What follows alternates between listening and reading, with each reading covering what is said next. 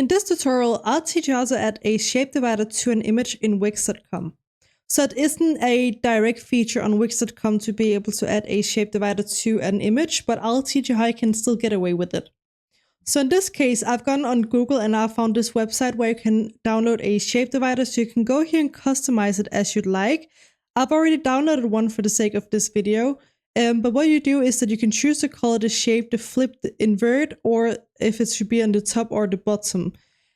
Just customize it to you like, and then click on this little cloud here, and then you can copy the HTML in this case, and then go back to your website editor. From here, go over here on add elements, and then go down to embed code and click on embed HTML here.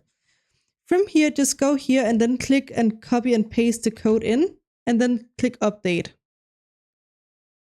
And as you can see, now we have a shape divider. You could either make it really large, or you could just customize it to the size of the image.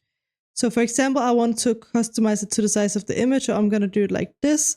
And then I can just put it exactly where I want it. And now this image has a shape divider. So that's how you can get away with creating a shape divider for an image in Wix.com.